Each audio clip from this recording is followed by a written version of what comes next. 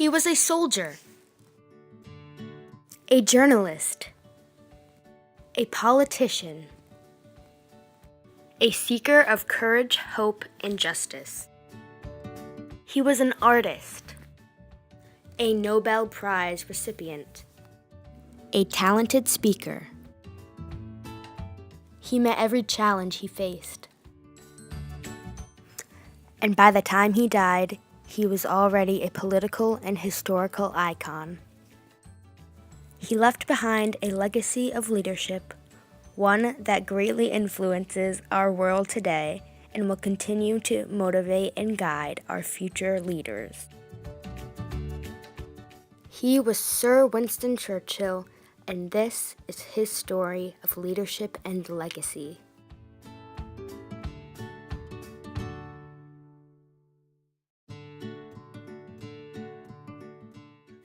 He was born November 30th, 1874 in Belleam Palace, Woodstock, England. He was born to Lord Randolph Churchill, a charismatic politician, and Jenny Jerome, an American socialite. He went to military school and is noted for his military service. He served in the Indian Northwest frontier and in the Sudan.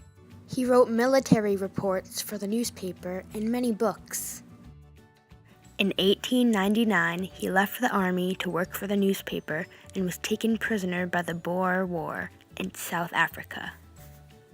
He dramatically escaped. His experiences were described in one of his books, The River War. On September 12, 1908, he married Clementine Hosier, and they had 5 children: Diana, Randolph, Sarah, Marigold, and Mary. Winston Churchill packed a dozen vocations into his 90 years of life, although they pale in comparison with his performance as Prime Minister of a troubled Britain from 1940 to 1945. As Prime Minister, he rallied the British people during World War II and led his country from the brink of defeat to victory. An example of this is his Never Surrender speech. He said, "We shall fight on the beaches, we shall fight on the landing grounds, we shall fight in the fields and in the streets, we shall fight in the hills, and we shall never surrender." Winston inspired British people to believe they could win the war. He had the remarkable ability to reflect and shape the national mood. He said, "This is not the end, it is not even the beginning of the end, but it is perhaps the end of the beginning." His principal aim, from which he never wavered, was to defeat Nazi Germany. His life was a trajectory of events leading to his stand against Adolf Hitler's threat to control Europe. He knew they needed military power, so after Pearl Harbor, Winston allied with President Roosevelt from the U.S. and Joseph Stalin from Russia during World War II to defeat the Axis powers and create peace. This was known as the Grand Alliance, and Churchill was one of the most flamboyant, charismatic, and arguably the most admired of all the Allied war leaders. One of Churchill's most endearing traits was his ironic British sense of humor. He is dubbed the British Bulldog because of his heavy jowls and hunched, determined stance. He is famously known for holding a cigar in his hand and the V sign, standing for victory.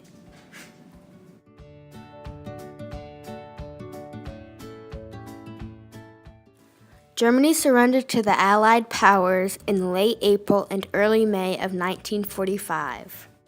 Peace was restored in the European theater of World War II. Churchill was defeated in the general election of July 1945. Despite his acclaim as a world leader who helped defeat the Nazis and restore peace in Europe, his political aspirations never materialized due to his conservative ideology in regards to his domestic policy. 5 years in which he, perhaps more than any other individual, saved Western civilization from destruction. He is famously known for his rhetorical skills and gave amazing, inspiring speeches. One of his most famous speeches, The Iron Curtain, warns of the Soviet influence beginning to control Europe.